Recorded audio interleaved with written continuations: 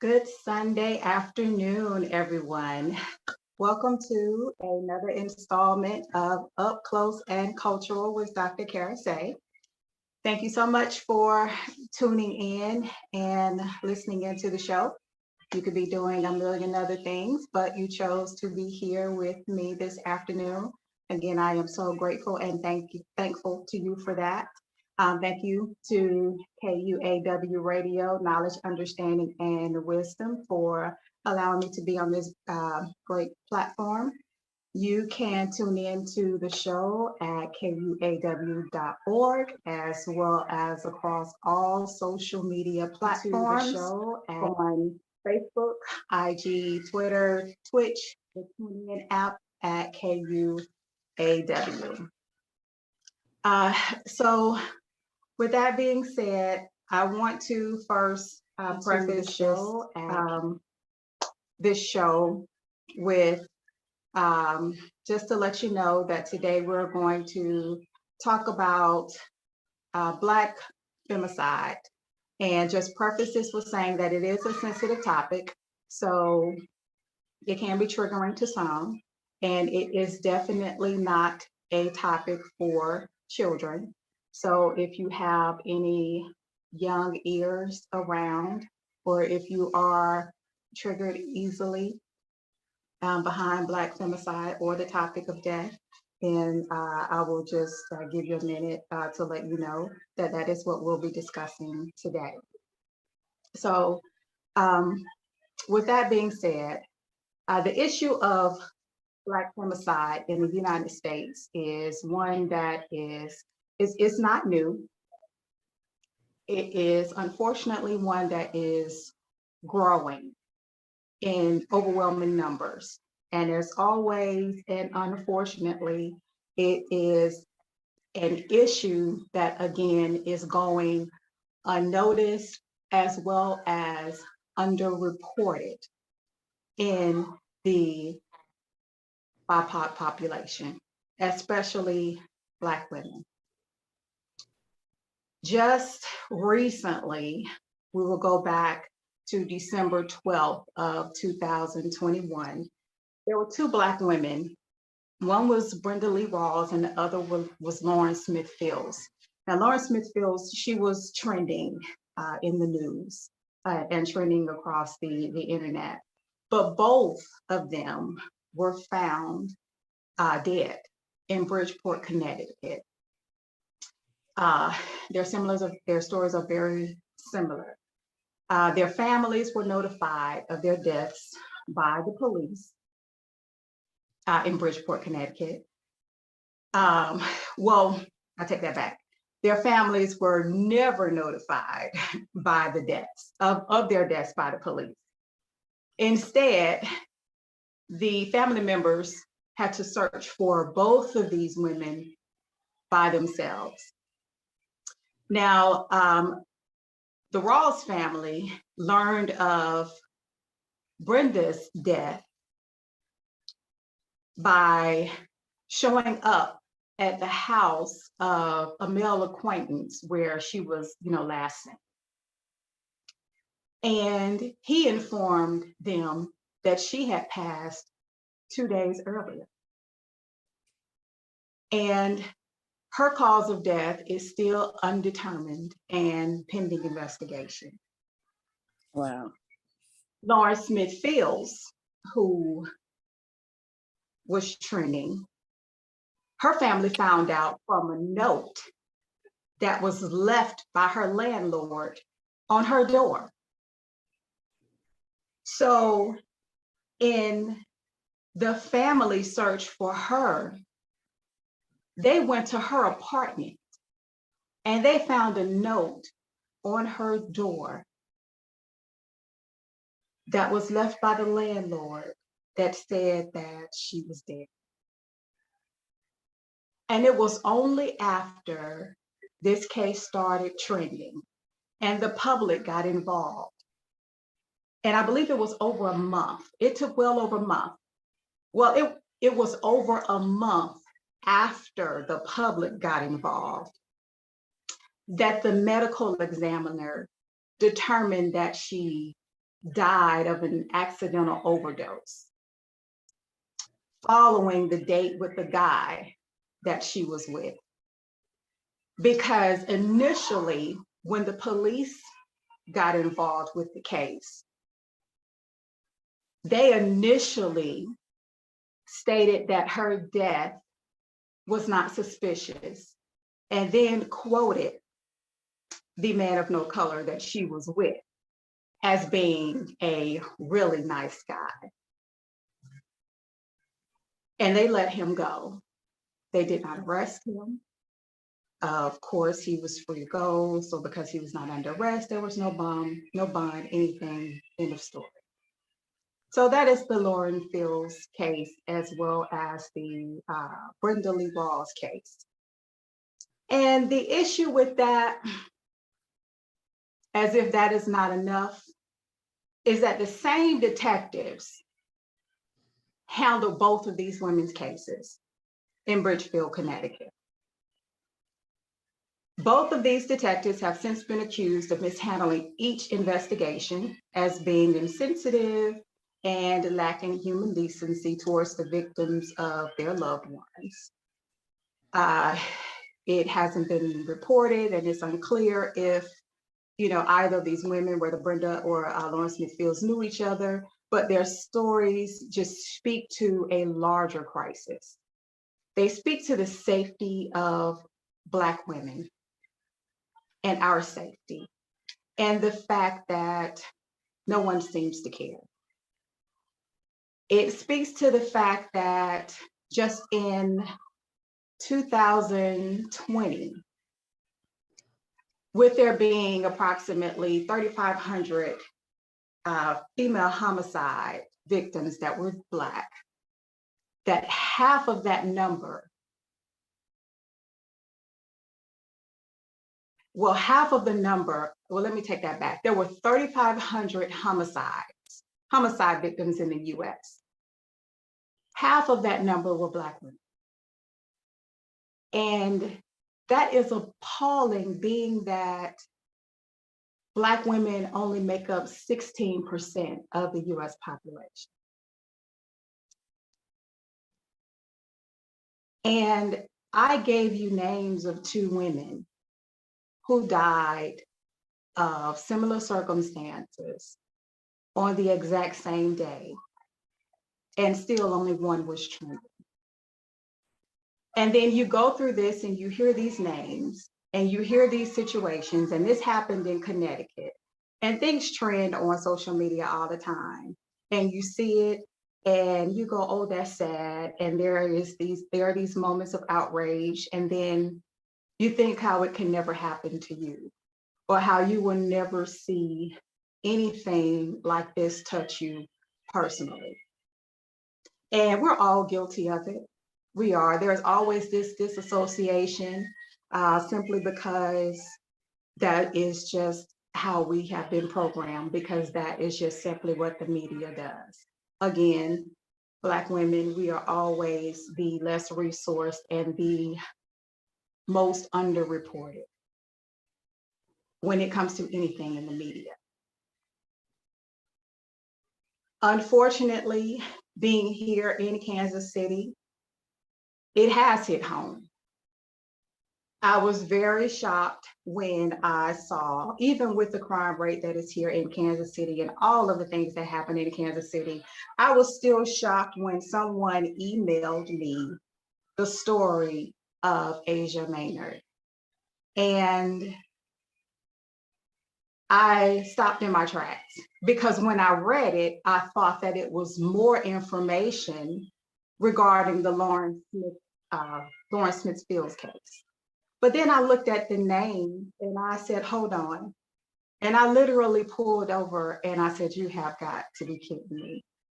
And so as I just read more and more information about it, I was just at a loss for words. And those of you who know me know that is just really hard to believe.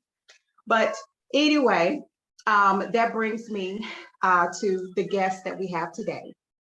Because when it comes to Black femicide and the number that is growing, as well as the issue of it being underreported, the lack of reporting, the lack of sensitivity, as well as the misrepresentation.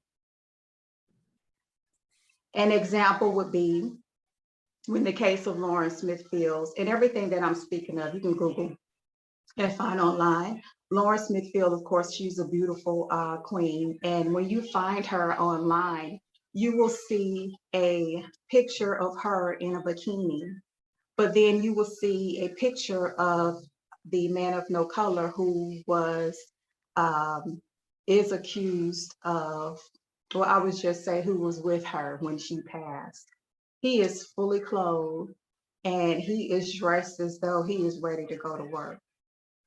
And so it's the visual, because out of all of the thousands of pictures of this beautiful young lady, that is the picture that the media chose to put out about her, discussing her death.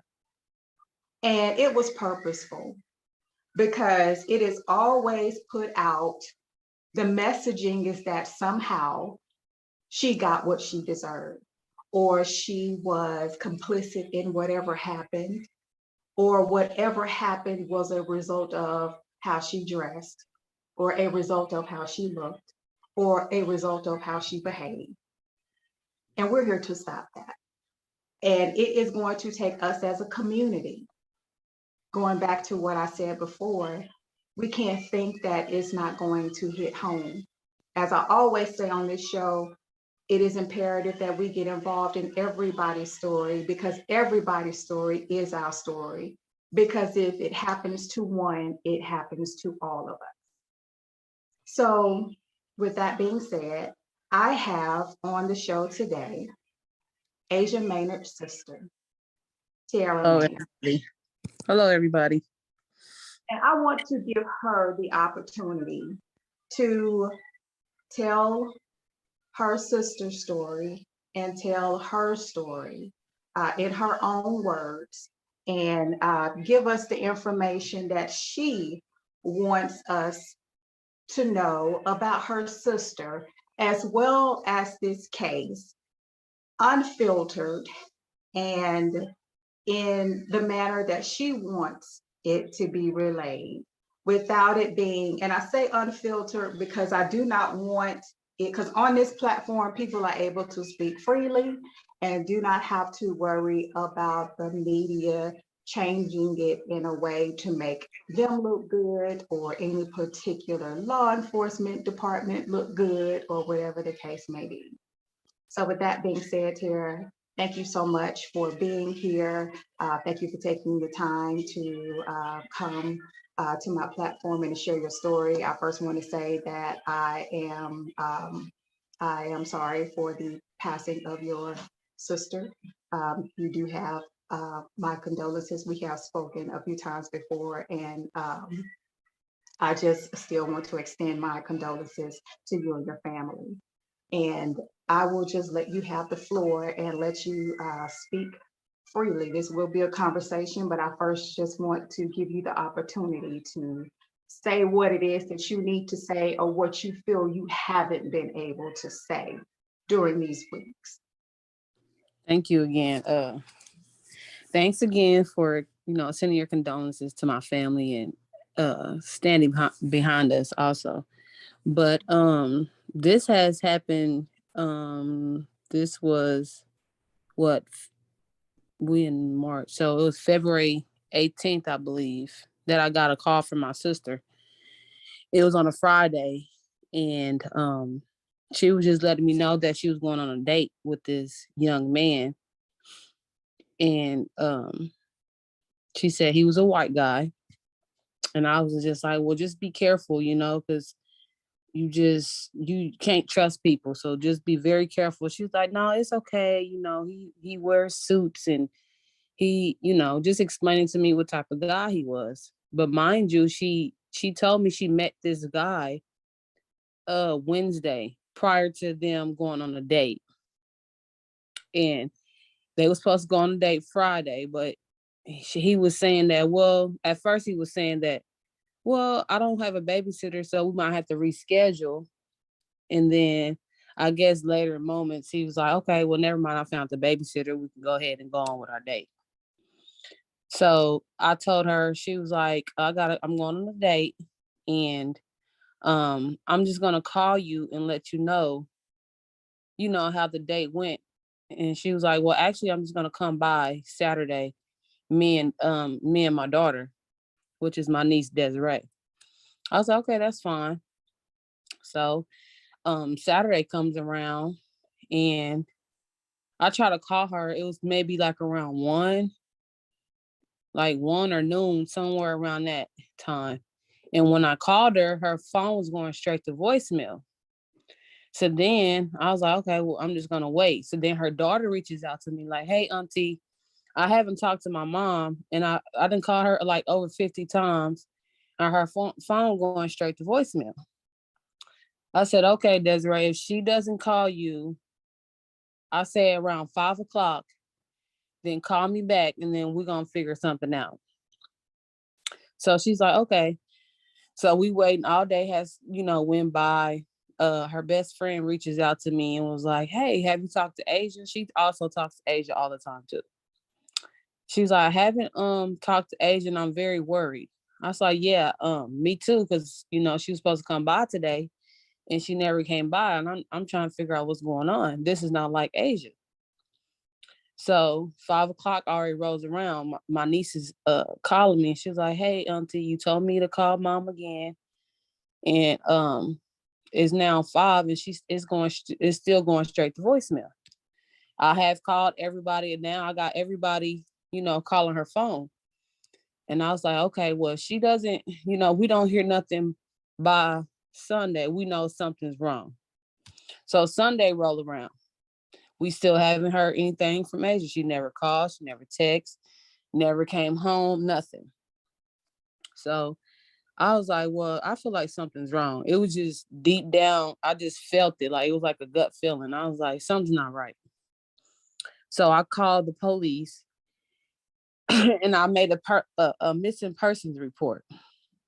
And the lady on the phone was like, she asked me about Asia, what she had on, what kind of car she had, who was the last person she was with. So she said she was going to have an officer come out to my house. I said, okay. So I waited. The officer came out to my house and he was asking me what was going on. I was like, well, I haven't talked to my sister since Friday. He was like, well, typically you have to give them 72 hours to come back home. I was like, well, it's been 72 hours and she still hasn't made it home. He was like, well, we have to allow adults to be adults, typically some adults, they go hanging out and they have the moments to where, they off to themselves. I was like, well, I get what you're saying, but I know my sister. And when you know your sister or your family, you just know that you know. And he was like, well, I sent officers over to her house and the neighbor was saying, well, we just seen Asia Saturday. She was running errands. I said, that's not true. I said, that's not true. I said, are you going to listen to them or are you going to listen to me? I'm her family. I know. So he was like, well, he was kind of like iffy about making the police report. So he was like, well, how about we do this? How about you call all the hospitals and call her job and see if she's there or if she made it to work. And if she's not there or haven't made it to work, then we can go ahead and do the missing persons report. Because at first he didn't want to do it because he was iffy on doing that, because he said that's what some adults do typically. That's what he said. So he's like, in the meantime, I'm going to check the system to make sure she's not in the system or in jail from drinking or doing something she had no business doing. I'm like, okay, that's fine. So I went in the house and he went to his truck. So I called all the hospitals and I called her job. I knew she wasn't at her job though, because she didn't have to be at work until Sunday. Well, not Sunday, it'll be Monday morning at 1 o'clock in the morning, because she works for Amazon. So so I'm sitting there and I'm, calling all the hospitals. and they said they didn't have a patient by that name. So as I got done calling all the hospitals, from my bedroom window, I could see out to the street, and I see like 5 other police cars pull up to my house. And I'm thinking like, whoa, if I'm just filing a police report, why is the other police officers coming up to my house or pulling up to the house? So I see all the police officers get out their car and meet the gentleman that I was talking to. They met him at his car. And they was all talking and surrounded. One officer picked up the phone. I don't know what the conversation was, because again, I was in the house. He picked up the phone and was saying something, and then he hung up the phone. The officer that I was communicating with, he had stepped out the car, and they all gathered up, and then they start walking from across the street to my house.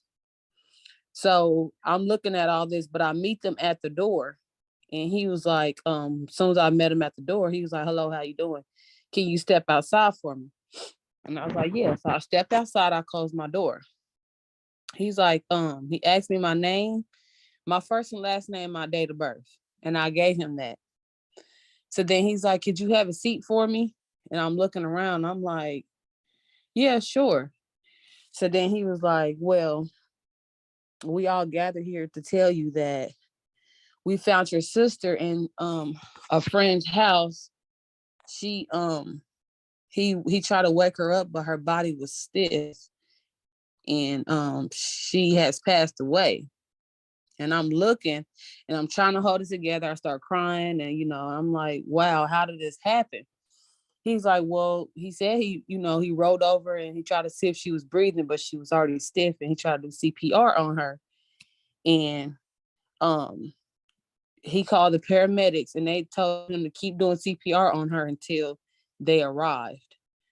And I was like, oh, okay. So he was like, and these, I'm gonna give you this information. He gave me Detective Riley and the examiner office number, those 2 numbers. He said, call them and you can get more information about your sister.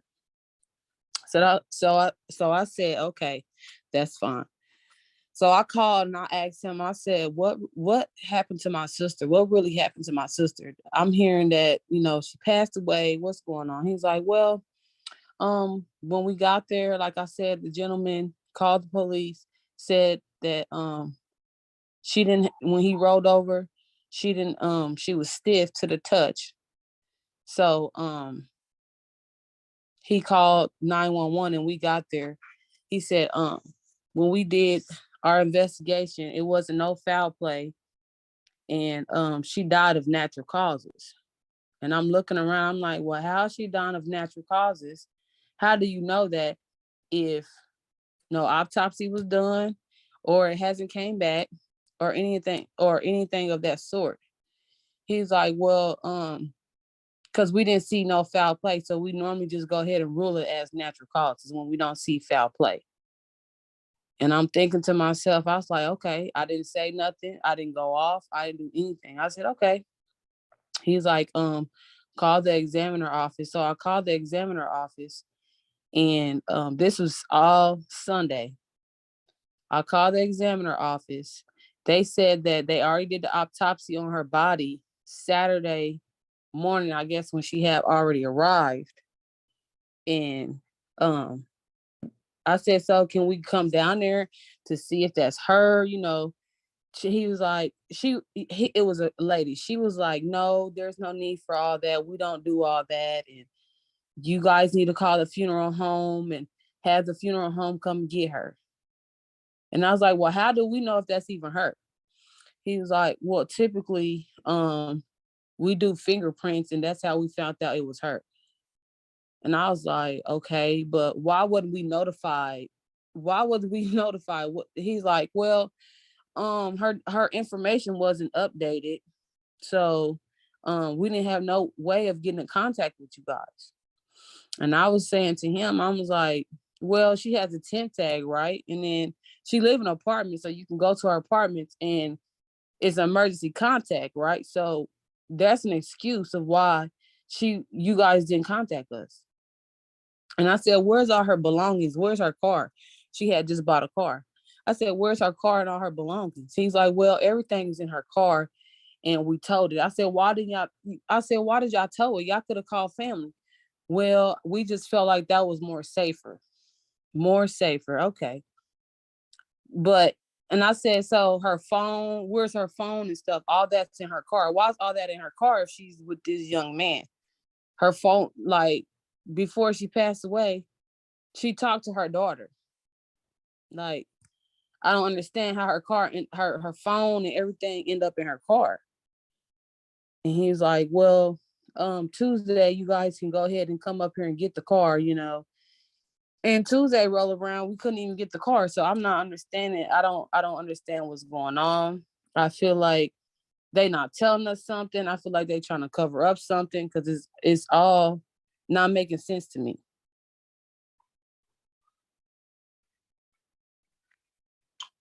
Right. It's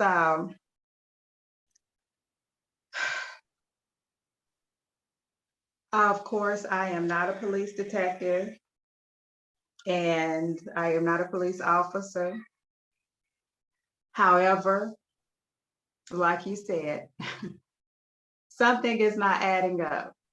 And like the old people say, something in the milk ain't clean.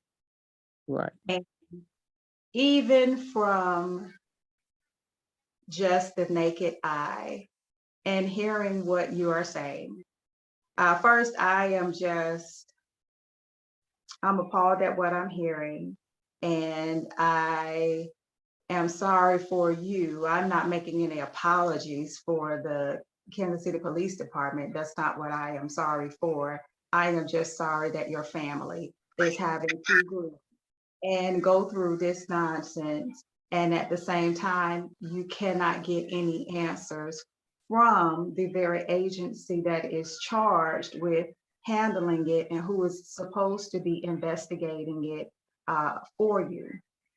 So it certainly sounds as though you have not been giving any answers or any comfort in regards to anything concerning your sister.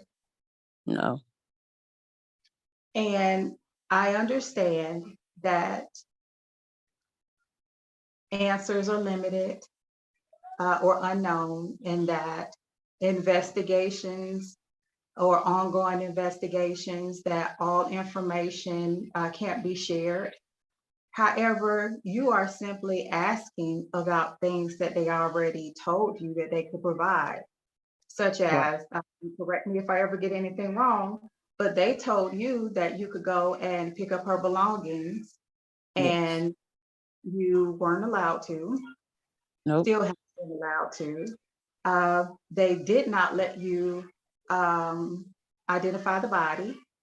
Nope. And can you speak to what happened when you did finally identify the body? Because they told you at first, I want to clear up something. They told you that an autopsy was performed already, correct? Yes, ma'am. And we'll get back to that, but I just wanted to be clear that they told you that an autopsy was performed. And then she told you to have the funeral home to come pick up your sister's body. So what Right. happened after that? So after she told me that, we got on the phone with Serenity Funeral Home. Serenity Funeral Home picked her up, and she got there Monday. So once she got there, we were able to see her. And once we seen her, she had blood like in her eyes and then coming out her ears. Mhm. And um after we seen that, I'm like, something's not right, because why does she have blood right there? If it was natural causes, it shouldn't be blood nowhere on her if it's natural causes. So then my mom was like, she talked to Serenity Funeral Home. She's like, hey, I want Asia's clothing. I want her clothes. So she's like, yeah, sure, you can have them. When we left the funeral home, she had the lady from the funeral home, Serenity Funeral Home, had gave me a call and was like, hey, are you sure? Is your mom sure she want these clothes? I'm like, yeah, why you say that? She was like, because the clothes are, what word did she use? Um, she said the clothes are in bad shape. I said, what do you mean bad shape? She's like, well, they soiled. I said, oh, they soiled. I said, so do you mean soil like it has boo boo and pee? She's like, no, soil like is blood on it and it has a really bad stench. So I was like, that's crazy. She was like, yeah, so if she died of natural causes, why is her clothes soaked in blood? I said, that's a good question. I'm not for sure. Mhm. She's like, but you guys need to, if I were you, you guys need to look deeper into what's going on. So just to reiterate, and so the audience can be clear, going back when you initially spoke with the police about your sister and how she was found and who she was with, you were told by the detective Riley and the medical examiner that the person of no color that she was with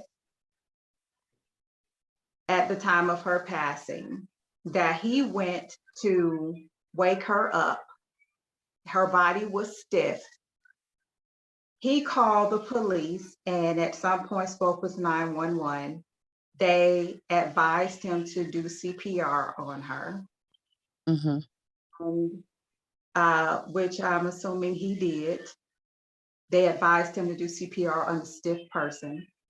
And so going back to Detective Riley and the medical examiner, they told you that uh, this person of no color was not arrested, and or partially because they did not suspect any foul play. Yes, ma'am.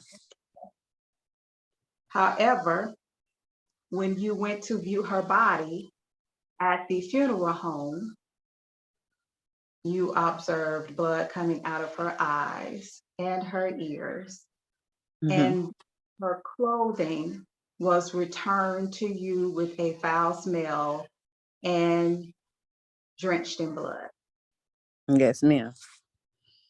but there was no foul play No foul play in her death. in her death. Okay, I just wanted to just reiterate that to the audience, because sometimes you have to say things out loud, because some things can just be so absurd or so appalling that people have to hear it again to Right. believe that you Yes, actually ma'am. said what you said. Yes. So that is very interesting. So let's go back and talk about the person who found your sister, our response in his bed. And first, also, let's talk about, did the police tell you where they found your sister? Did they No. share any information with you? So I'll let you No. talk about, and then we'll talk No. about. Okay.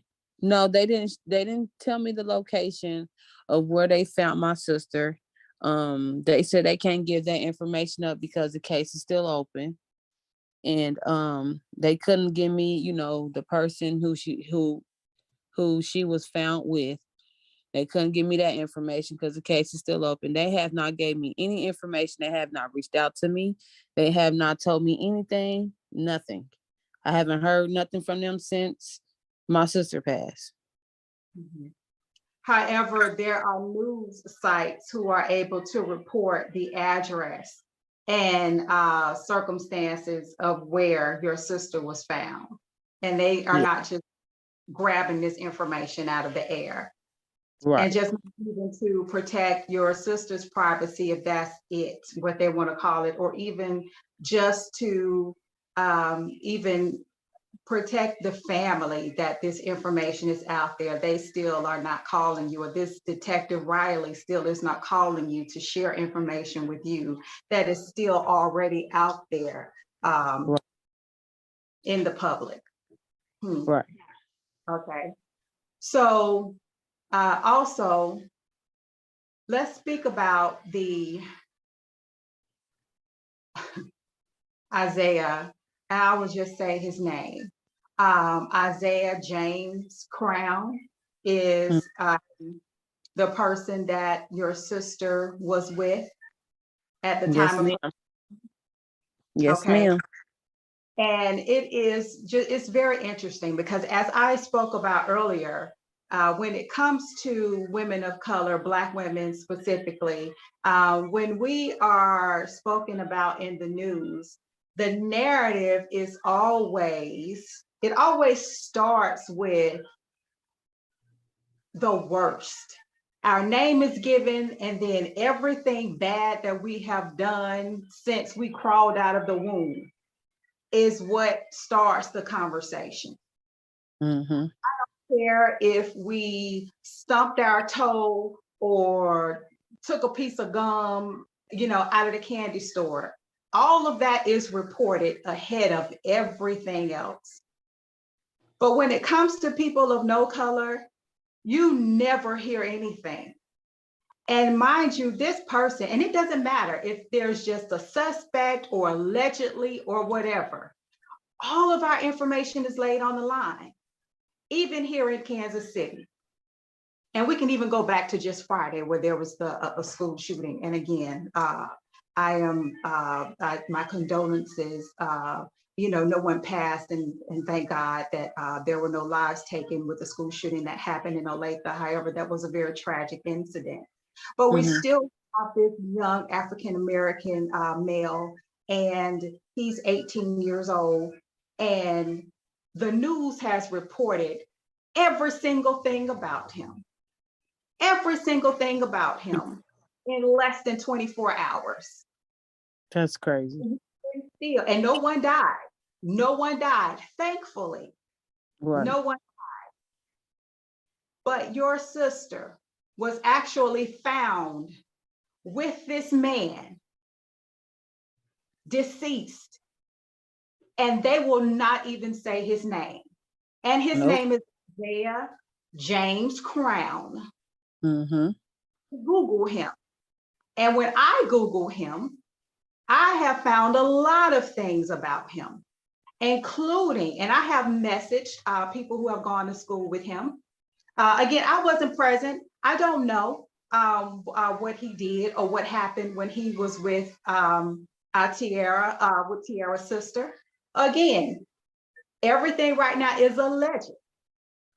So I will just say allegedly, he's a drug dealer.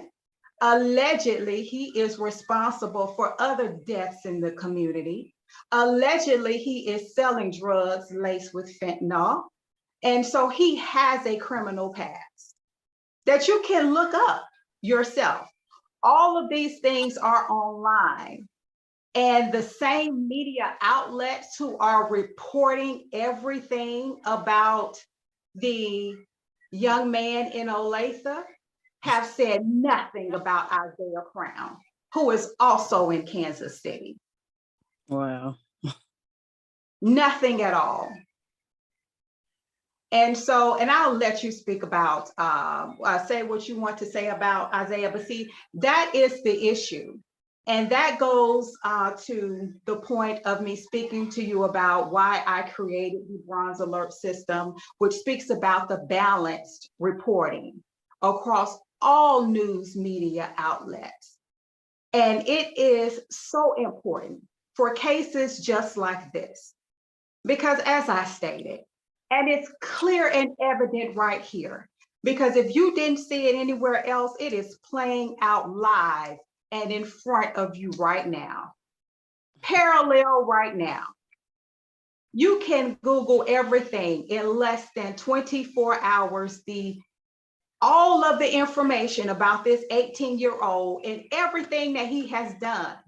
When prior to that, all you heard was that he was this great football star. And Olathe, and you didn't hear anything bad about him because he was out there throwing the ball for him. He was wonderful then. But now that this has happened, because this information was out there before he started throwing that ball for this football team. But now you hear all of this bad information from him. And before these people start getting crazy, these people of no color getting crazy, I'm not negating anything that he did. I am not speaking to the tragedy that happened on Friday. And I would not do that because no one deserves to be shot or to be hurt. That is not at all what I'm saying. And if that is where your mind is, then I need you to elevate on a higher level because this conversation is not for you. But I am not making any apologies for what I'm saying. Those are two totally separate issues, and two things can exist in the same space. What happened on Friday was a tragedy, but what is also happening to people and how we are represented in the media is also a tragedy. And the fact that all of his faults were present before this happened, but they weren't reported. And the only thing that was reported was that he was this football star and was never reported, but it was reported less than 24 hours after this tragedy happened, is a tragedy. And then the fact that we have this beautiful young lady who was now deceased and found in this man's house, and he is there with her, and the same news media outlets won't even say his name. Not at all. Tragic. That is tragic. And so the only way for things like that to stop is for us to bring attention to it, because we can talk about it all day. But, you know, I'm more about action than I am, you know, about talk. And so, again, that's why the Bronze Alert was created. And I spoke to you about that. You know, I have a blog up about that. And the information that Tiara is sharing, we are going to share it online. And we're starting to do things a little different. I don't know if it's different or not. I'm just doing things the way that I know how to do it, or the way that the spirit comes into me to do it. Somebody may be doing it the same way somewhere else. I can't speak to that. I don't know. But we're going to get behind this family, and we're going to advocate for justice to be served behind this family, and to find out, you know, what's going on, and then to make sure that there is honest reporting and that there is honesty and integrity in this investigation.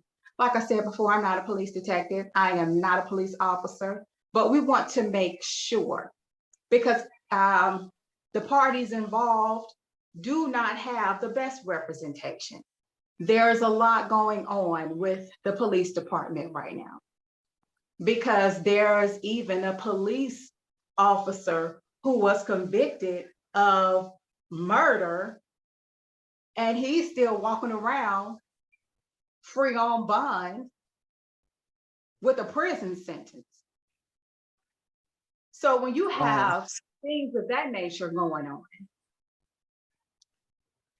and the appeals process is what it is, it happens when it happens. So who knows when this man will go to prison? That's a totally different subject. I don't want to take away from your sister's story, Tiara. But this is just going back to say, on the Bronze Alert site, the www.bronzealert.com, as well as the social media platforms, on Tiara's page, on my page, you will find the GoFundMe links, because the family has set up a GoFundMe account. The family is looking to hire an attorney, as well as a private investigator, as well as another examiner to do an independent autopsy on Asia. And for those things to happen, they need funds. Asia left behind 4 beautiful children, as you heard her say before. There are minors involved in this case who are here without their mother. And so the family are extending their resources to step in and take care of their nieces and nephews and their grandchildren, whatever the case may be. And so to help with that, please visit the social media sites. And if you are not, I don't know if all of those pages, if they aren't public, then you can still go to the bronzealert.com and find the blog and click on the link to donate to the GoFundMe account to assist the family in getting funds to assist in getting the autopsy, the investigator, and the attorney to assist them in getting answers for their loved one, because they are going to need it. And that is just a small piece of it. And then also what we're going to do to make sure that there is complete transparency in all of this is, and as the family is comfortable, and I'm putting this out there because I have not spoken to Tara about this, but of course it's going to be at their comfort level is, and this may change after they, have an attorney retained, because I have spoken with some. I'm just waiting on feedback. But we want to, in an effort to hold the police department accountable, is to list timelines and questions. On this day, I called. On this day, I emailed. These questions, definitely things that won't jeopardize, the investigation, because we don't want to do that. But just so you can, because when months and months go by with no response, then that is when you should be able to call the higher ups, be it the commissioner or the police commissioner's board, and say, hey, I emailed or I called this detective on this day, and it's been 4 months and I have not gotten any information. What are you going to do about it? Because we cannot continue to be ignored. We cannot. Right. And if we don't have a paper trail, because they aren't just going to listen to us just showing up and just blah, blah, blah, blah, blah. We have to have a paper trail, and we have to have evidence, and we have to show what happened, what was said, who was spoken to, so forth and so on. And so that is what I'm offering to, and make it public so that the public can see as well and compare it to other cases that are out there. Because if it happened in this case to you and you didn't get a response in 4 months, but if a person of no color got a response in 2 months, then we need to know why, especially with the same detective. So that is something that we're going to do and offer to you. And again, we'll talk about that later. Things that we're going to put up on the site for you. Again, making sure that it does not do anything to jeopardize the case, and something that when you do have an attorney retained, that they're in agreement with that, and that you are in agreement with that as well. But again, also with that, we're going to offer counseling services and get everything in place for you and your family, because I know that you are out there advocating hard for your family and for your sister and for your nieces and nephews. But this is also a grieving time for you all as well. And I want to make sure that you stay healthy and that your mind stays well and grounded in this as well, because you still have not even had a chance to, because throughout all of this advocacy, you still have to grieve for your sister. And then grief does not even start until after the body is laid to rest. And you have not even been able to do that yet. So you do have a long road ahead of you. And I'm here for you. I told you that before. I'm here for the long haul with you. And we're going to do everything that we can to get you, wrap you around in every ounce of support that I can find for you. And I'm asking people in the community that if you want to help, to please help. I'm asking you to help with whatever resources that you have, up to and including the GoFundMe to help out the family, as well as the 4 children that Asia left here. Then please do so. I know you can contact me here. You can email here. You can contact the station, KUAW Radio. You can find me as well on social media platforms. Tiara, I don't know how you want people to be able to contact you. I know you have, family and things in the community, but for people who do not know you, is there a way that you would like for them to contact you? Yes, y'all can contact me either through Facebook. My name on Facebook is Sierra Maynard, or yeah, just through my Facebook, and then we can go from there as far as getting numbers and stuff like that. Okay. Okay. Um, and again, always, and for their privacy as well, you can use the Bronze Alert site, and I will forward everything to you because I don't want you bombarded Yes, with, ma'am. you know, Yes. personal phone number and everything out there. Again, that is the www.bronzealert.com. Again, also, there is the Bronze Alert has a hotline number, and it is 1-877-57 Bronze, BRONZ, and that is 1-877-572-7669. If you have any information regarding what happened to Asia Maynard that night, and you want to share it, please, you can do it anonymously. I don't care what time it is. That is a hotline number, and it is available 24/7. You please use it. Please use it. You don't have to leave a name or anything. Again, like I said, we're also looking for a private investigator to assist in this. So even if you don't think that it's significant, leave it anyway. Okay, so again, it is 1-877-572-7669. So with that being said, Tiara, I will let you have the floor. Is there anything else you want the community to know? Anything else that you want to say about this case, or Isaiah Crown, or anything that you just want to say about your sister, or anything that's on your mind as we bring all of this to a close? Yes, ma'am.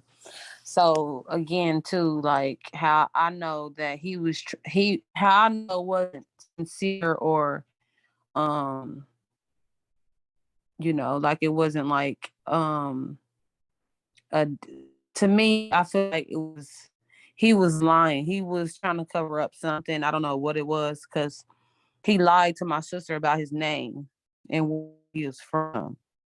He Hmm. told her his name was Elijah and he was from Florida. So if you didn't have no bad intentions, why are you gonna lie about your name and where you from? So Mhm. I felt like that was a little sketchy too, because we didn't, like I said, we didn't know anything about this guy, so we posted his picture on Facebook. That's how we even got his real name, where he was really from. He's really from Oakland Park, Kansas. So a lot of people just started reaching out to me and was like, "Hey, that's not his name. His name is Isaiah." I was like, "Wow, really?" It's like, "Yeah." And your sister's not the first person he done this to, and just finding all type of different information about this young man that was very disturbing. I'm like, wow. And other people have reached out to the news people. They didn't get nothing back. They even went down there and did statements to the police report. The police report that nothing has got done. So I just feel like, I don't know if he's tied in with the law enforcement. That's what I heard. Other people telling me that he has family in the law enforcement, and his parents had so much money, and so I don't know if that has anything to do with it or what, but I really feel like something is sketchy about this whole situation. Because he and it's crazy because, like I said, it's different people reaching out to me saying sorry. That's okay. It's different people. It's different people reaching out to me saying different things about him. Right, right. And this is why the family is looking to have an independent investigation done both into Exactly. Crown, as well as the autopsy and the investigation itself. So thank you, Tiara, so much for sharing your story. And if need be, we'll have you back to talk about everything or for Yes. an update. So I thank you so much for your time. That's all the time that we have right now, but you and we will definitely speak soon. And you have a good evening, and I will certainly be in touch with you. All right. Thank you again for standing behind me and my family, because we so need that. We need the whole community to stand behind us in this time, because we have to stick together as a community and do what's right for it, And we will. So And thank you all for tuning in to Up Close and Cultural with Karasay, with Dr. Karasay. And I will see you guys on the next show. You have a good evening. all right, thanks. Bye.